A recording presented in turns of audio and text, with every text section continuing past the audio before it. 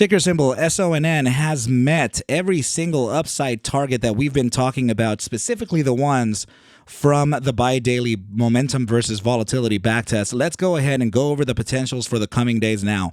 What is up, you guys? Thank you so much for stopping by once again. This is ARCa coming at you with an SONN technicals, raw price action, and statistical thread of analysis on this Hump Day Wednesday. Before we get started, please make sure to subscribe to the channel, like the video, and share the video with a friend so that you and them could consider joining our trading community in Discord called ARCa Bulls.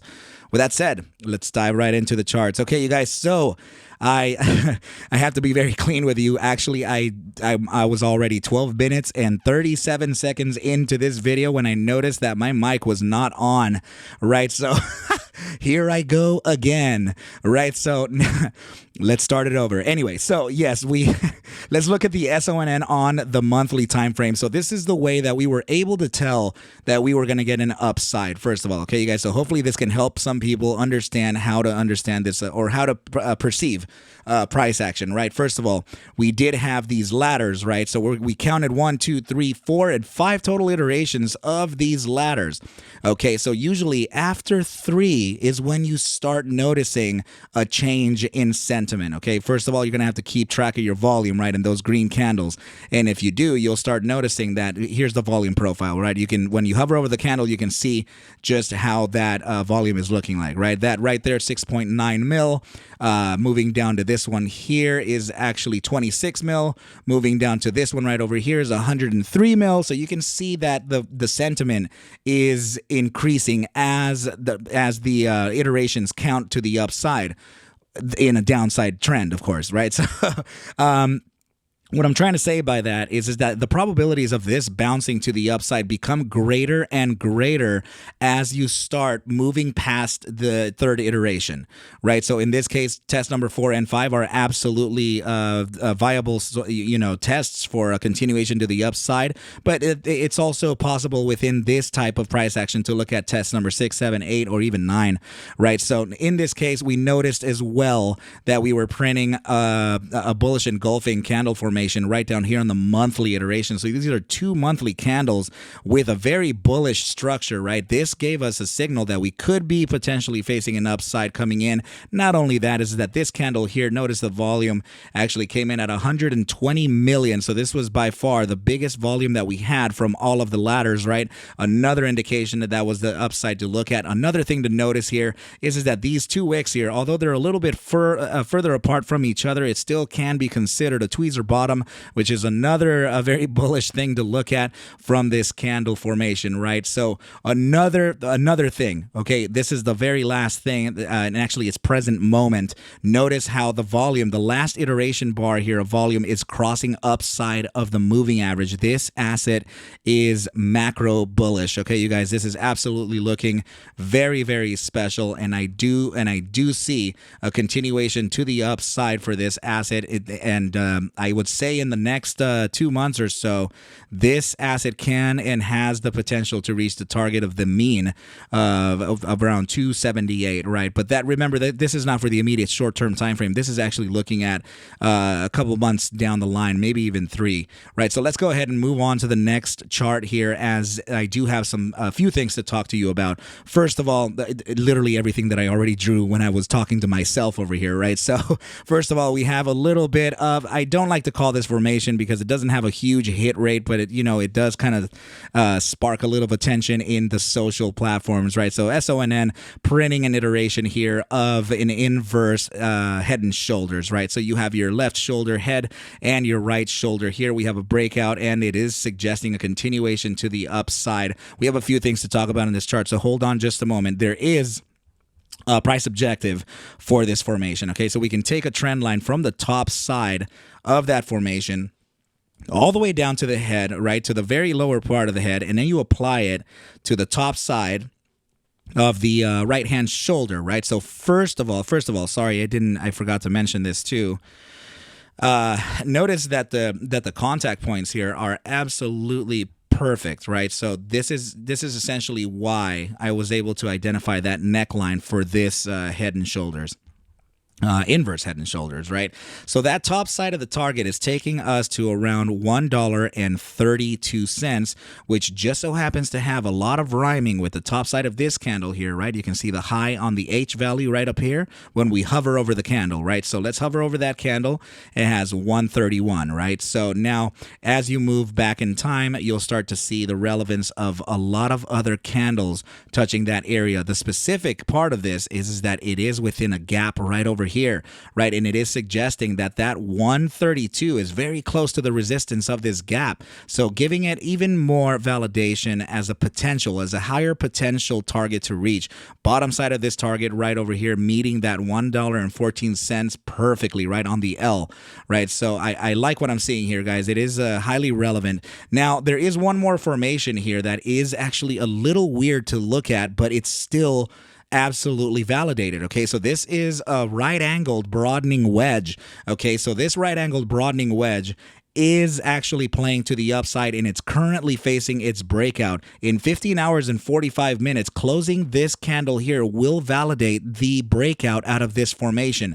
Why will it validate it? Well, first of all, golden rule of three, right? We have test number 1 of the resistance, test number 2, test number 3, and now we're on that true test number 4 breakout. It could even be number 5. Test number 4 and 5 are usually the ones to look at for an upside breakout, right? So this also has a price objective for us to look at. Let's go ahead and just imply that this is the breakout candle, seeing that with 15 hours and 45 minutes, literally tomorrow, this closure will happen and a new candle will be printed outside of this, what was a resistance into now the conversion of a support, right? So that top side target gets applied, well, you know, the trend line, right, gets applied to the breakout candle.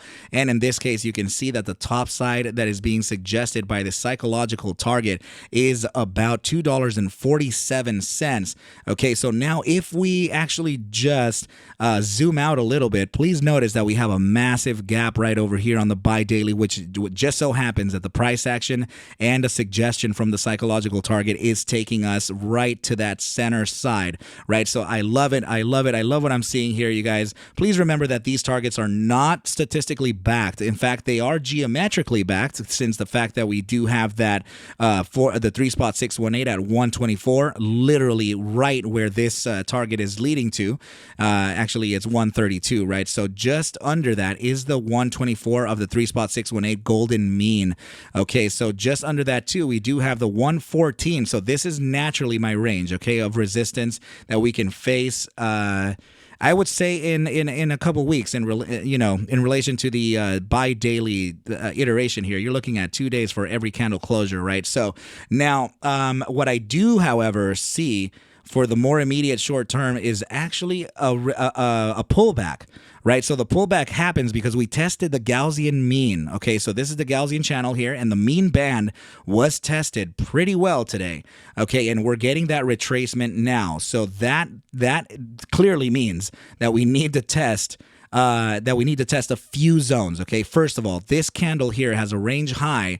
Again, you can see it right over here, right? It has a range high of about 67 cents. Okay, so that would be right about this area here at the top side of that wick, right? So 67 cents would be that zone. And also notice where, if we just look, let's go ahead and meet that 67 from this candle here, right? So I'm just going to put the line here and go ahead and take a look to the right and see the 1-spot 618 connected right at that 67 cent zone, marking a pretty interesting area that we can use as a support. Okay, so now we can see a 67 touch of support. If the price action comes back to validate this newly converted resistance into support, then we do have a range to kind of keep in mind, and that would be 61.09. Okay, so 61.09, which is just so happens to be the opening of this candle right here. So the opening of this candle is literally 61.19. So you can just see how well all of this is playing out with the geometrics, right? So I'm just going to go ahead and favor that 61.09, right? So even if it's a 61.16 is cool. So and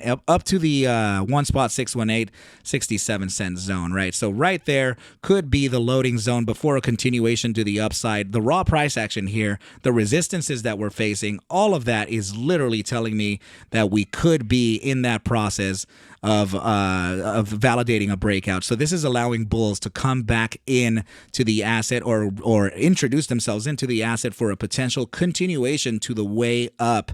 Okay, so I'm liking what I'm seeing a lot, you guys. Really do. Okay, so let's see if we have anything of relevance anymore within this chart. I think I think we're good on this chart. So let's go ahead and move on to the next one.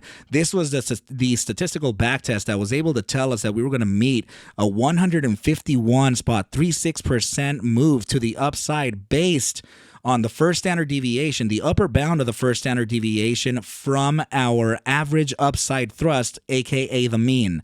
Okay, so out of a total 23 iterations that I took count of here for the backtest, this is throughout the entire trading history of the SONN assets. So any time that volatility here, represented by this indicator BBWP, has expanded into the critical zone, that is within the 90 percentile and started a contraction phase towards that downside paired with an upside move on momentum, stochastic momentum to be exact, I have taken note of every single iteration where that has happened from the opening of the candle to the range high of the iteration itself. So this was able to give us now the metric of that, right? The duration of the iteration, the upside thrust, and the amount of times that the profile or the condition got the upside guess correctly versus incorrectly. So that gave us that 17 out of 23 result, giving us pretty much a 74% accuracy.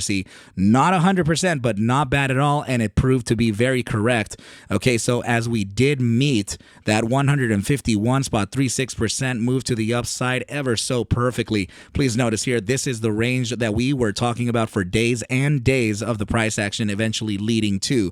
Okay, so you can see right here that we have pretty much the closing of this candle here and the opening of this candle right around that mean. Okay, so as soon as we did get that break upside of that mean, we came back and closed right at it, and then we actually, the upper bound first standard deviation, right? So that's what I'm talking about, not the mean, sorry.